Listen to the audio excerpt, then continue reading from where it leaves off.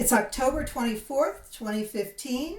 We're here with Gary Bottomley from Altamont Springs. Gary, I understand you were born in Birmingham, Alabama. So what was your journey that started there and brought you to Florida as a band director? I lived in Alabama. We were born there about a year. My dad worked for the space industry. And we went to Huntsville for a short stint in Alabama, then Louisiana.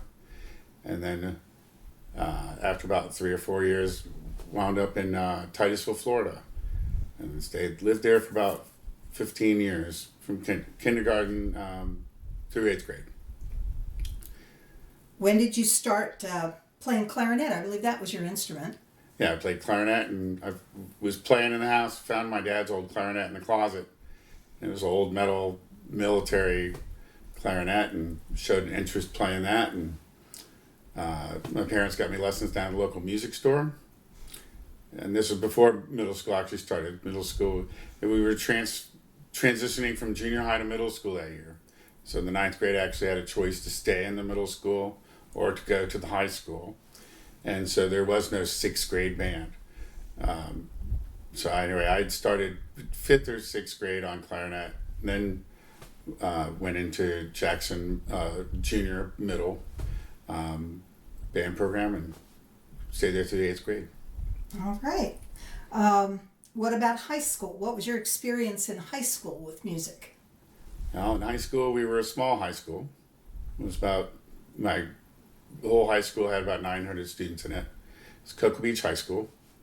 We were one of the smaller bands, it would be a large band now. We marched almost 100 kids, but it was very small back then. And struggled keeping band directors. I had 4 band directors in 4 years. Oh, goodness. And it was a lot of turnover throughout. But some marvelous players in there, and a lot of them are professional musicians today. Out of 100 kids, I can probably name 10, 11 students that are professional musicians from that band program. Wow. I understand once you left high school, you started at Brevard Community College. Right. Nat Bagley was my clarinet teacher. Tremendous mentor for me. Marion Scott was the band director of bands at the time, and I just learned an incredible amount of character and personal growth with Dr. Bagley. He was just a great inspiration. Wow. And then on to Florida State. Yeah, Florida State with Dr. Shellhammer, Dr. Croft up there, and enjoyed my time thoroughly with the Marching Chiefs and playing in the upper bands, and enjoyed learning how to be a good teacher. Mm-hmm. I'm really into learning how to be a good teacher. Wasn't that much into being a player. Well, and we've all benefited from your teaching and your pedagogy. So your first job was in Florida? No, first job was in Georgia, 1 year. I had graduated, and my dad did not want me to be a teacher. And my brother was a teacher also. He did everything in the world to talk us out of it. He was an engineer type. So he actually got me a job at the Space Center right after college for a very short time. I was a research analyst, whatever that is. Oh, so you really are a rocket scientist. No, that's not what I had to do, but I had to write about rockets. But that didn't last too long, because I got a call 4 weeks into the school year that there's a high school in Georgia that needed a job because their band director got sick. And I was on the first plane I could get onto to go up and interview for the job. And in fact, graduated Florida State. Don McLaurin was at Valdosta State. He was getting his graduate degree there, gave him my name. So that's how I got to Georgia. And so I went up there and took the job, and it was a unique experience up there. That was strictly high school, or? It started, the interview was for high school only. They started in 9th grade. There was no middle school. They'd split that year. They built a new high school and split the middle and high grades. And they never had anybody start band there before 9th grade. And so when I was up there, instead of teaching other classes along with band and fill my schedule, I asked if we could start a middle school band program. and fill my schedule out, because that's all I knew. People started in middle school, and so we worked it out in a schedule, and they said it was hard to change the schedule, so I gave them a way to make it work. I said, well, we'll just do it during the gifted program, and so I had some really smart kids and started playing. It's fantastic. I understand you had an interesting mentor during those days, that you sought out the former director. Yeah, in this town, I was quite a different culture from what I was used to in Cocoa Beach or in Florida and the Space Coast, all that. This is rural Georgia. Most of the kids at the public school worked at the textile mill, or they got married, they worked at the textile mill, they went into service. It wasn't a college first type atmosphere at all. And culturally, they were still coming out of from the black high school and the white high school. They actually had a black high school band director and a white high school band director. And the old black high school band director was, when they combined, became the elementary music teacher. And I had heard that there was another band director in the town, and I went to the elementary music classroom, and there was Reginald Pete playing the keyboard, teaching elementary music. And so we started discussing band, and it was I just took every bit of knowledge he had, man. He told me everything, a lot of what I know. I did learn up there, and it was great because I had no witnesses to messing up, because it was in Georgia. Nobody that knew me up there at all. So after a year there, you came back to Florida? Yes, I came back to Florida and interviewed at Winter Park Junior High School and got that job and came back home.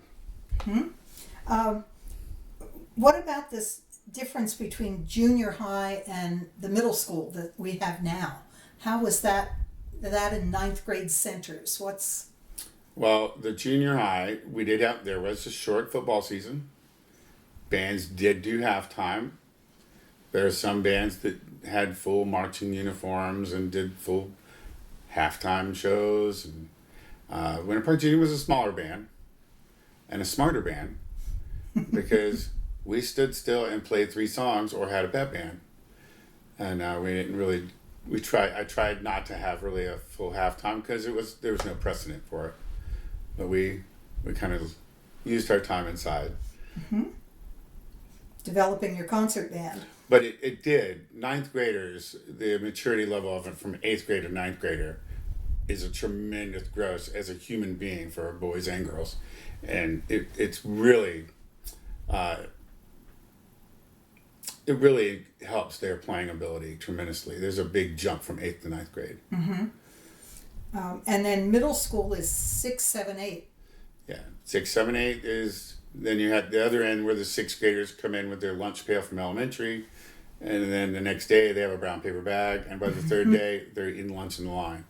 So it's a whole different, they're not tall enough to go between, they're not taller than the bar on the push door.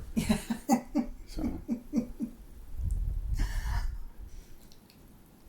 You went to a 9th grade center and taught there for a while. No, actually, Winter Park Junior High School, it was small. Mm-hmm.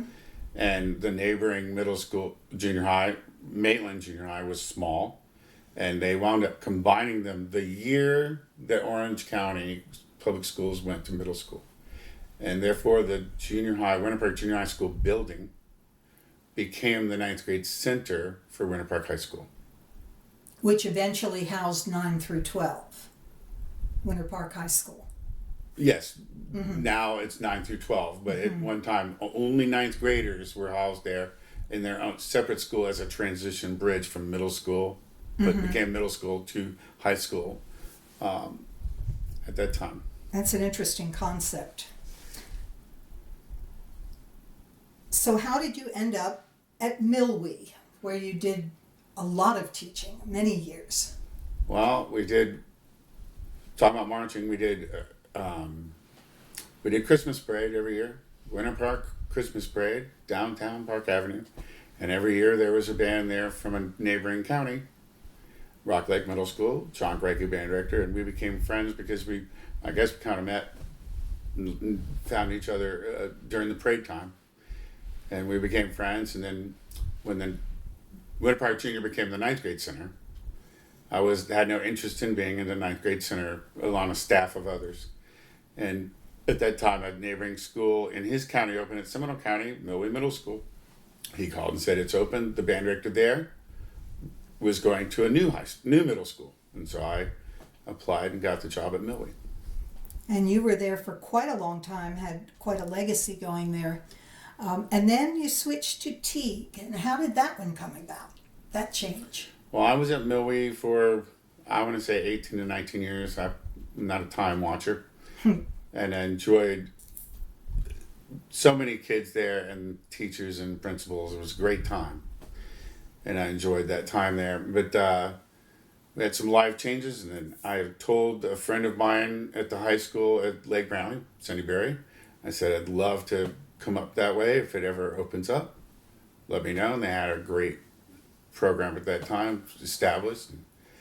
And turned about come around, it came open. She called me and I said, I'm coming. I've told you, I've asked about it for years and years and years, so I'm coming. And so I went up to Teague at that point. And that's where you spent the rest of your teaching career, your public school teaching career. Correct. At Teague. Alrighty. Did you have many challenges coming into Millway or Teague? There's not any challenges other than you have new ideas, new people. Everywhere you go, they have established parameters and how they think things should be. You have to win all those people over, but that's not challenge really. It's just common sense politics, and you just go with the flow until you can get it the way you want it. I had a distinct advantage when I went to Winter Park Junior High School. I followed one of the greatest band directors there are, and he set that whole program up. I was very fortunate, and he became a mentor of mine, Keith Ledford, and it still is today. And then as I went to Teague Middle School, I had people that had set that up, established that program. Feeding Lake Brantley and Cindy Berry as a sole feeder. I had Gordon O'Hara, who lives around the corner. He's retired. I had so many mentors that were willing my entire career to help build those programs with me. And I will never claim to say I did any of that myself. It was takes a village, and well, and I really admire the fact that you are now paying that forward. You've always paid that forward and helped others who have asked you in either by word or deed that they needed some assistance, and you've helped them. So well, I was fortunate to have them help me. A big pivotal moment has got to be when you were asked, or you were told, you had been honored with being put into the Hall of Fame, and so many of your mentors are already in the Hall of Fame. Talk a little bit about that. Well, I said I was fortunate to have all these people involved with touching my career and help mold my teaching. I had a great middle school band director who I learned how bands should sound from. I had a couple of good high school band directors. You learn from everybody. I had some band directors that weren't so good, had some that were great. I learned something from all of them. What not to do, what to do. And so everything's a learning experience in that aspect. But I was at an age where I was the older middle class, so I still could hang with the older group, but I was still not too old that I can hang with the younger group. And I was at the right age, I think, and fortunate in that aspect that I still had professional contact and personal contact with most of the older Hall of Fame members who were in my band room at some point listening to rehearsal and telling me how to do it right. That's wonderful. Well, now we come to the heart of the interview. Passing on some of your wisdom, some of your advice to other directors. Well, I have two things that I think I held to, and it worked good for me, is to open that door for anybody that wants to come listen and help or talk with. We're on an island is what we do. We're the only band director in the school. Usually choral people and band people take a different approach and sometimes can't relate to the same problems. There's no marching chorus. So we're in an island. The only thing we've got is the band director next door at the other school. And I think people don't see it that way. You can't do it yourself. And band parents, band students, they can't relate to what you're going through. Pick up the phone, make a support network, because that's what it really is. And you got to do it together. And invite the retired people in. Now that I'm retired, invite them in. They have plenty to. They haven't forgot what they learned. They're just tired of doing paperwork. So, and have them in. I had taught 32 years, I'm just now getting the hang of the thing. And then, for health reasons, went and retired so I can get healthy. But at my last year, I still had people that have been retired 20 years. Two gentlemen in particular would be in my room once a week at least, or at least talk to me on the phone. So you never know everything, and somebody always knows something you don't, and it keeps you in straight and narrow. Mm-hmm. Well, I know you've also learned many things from younger directors. How's that dynamic work? Well, and that keeps you going too. I had 40 interns. And a lot of them have gone on to do well. And then the ones that didn't do well, I don't claim. So the ones that are doing well, they're mine. But they're very good teachers and they're very intelligent. And I would sit there and see something my intern was doing that I didn't teach them to do. So it's like, why are you doing that? I didn't tell you to do that.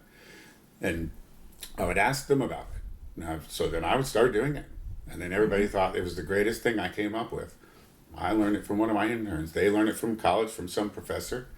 Everything we know and everything we are is just a combination of everybody we've ever come into. And hopefully you come into a bunch of good people.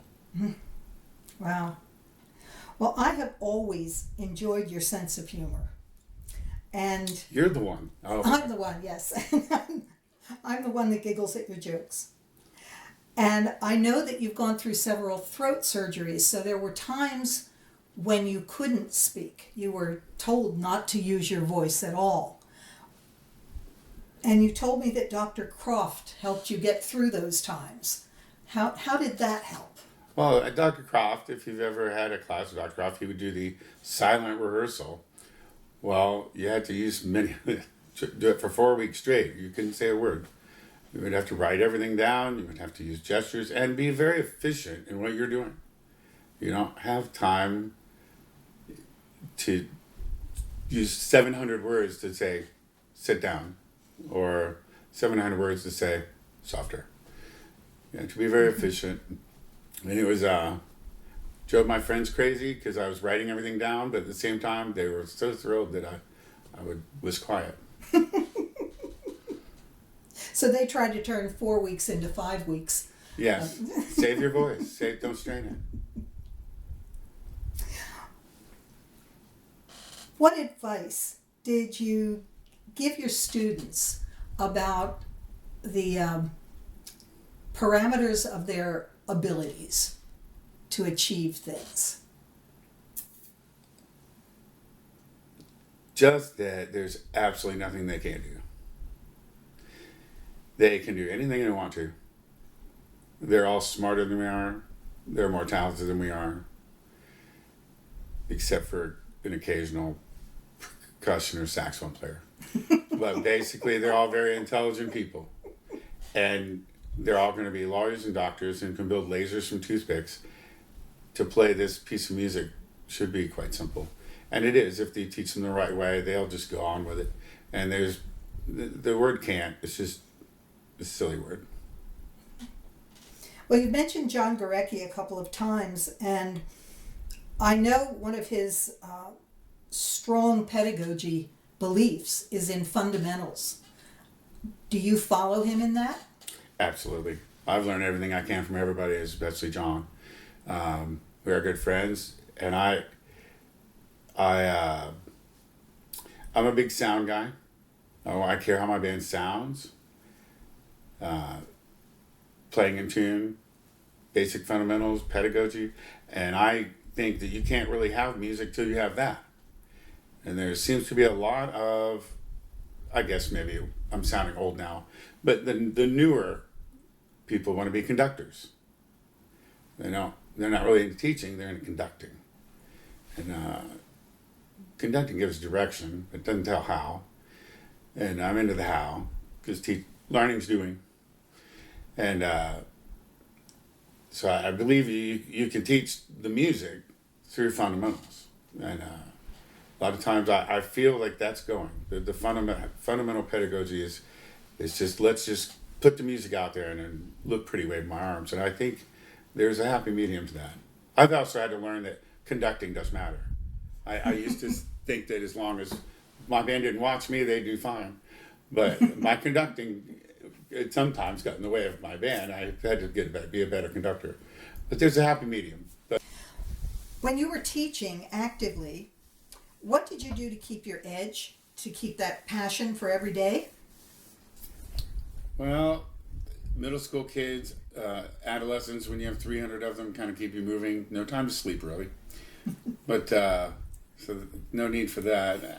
I think band directors in particular try to get variety in the music you play, so you're not always playing the same music, not always playing something that can be played the first time, has some interest to it. I think that's a big part. Every year, every kid is different, every group of students is different, and it is what you make it. Hang out with the other band directors. I spend a lot of time with the younger directors because I've had interns. They'll keep you going because they can stay out later. But it's just always had something new. Learn something new, add it into your routine. Okay.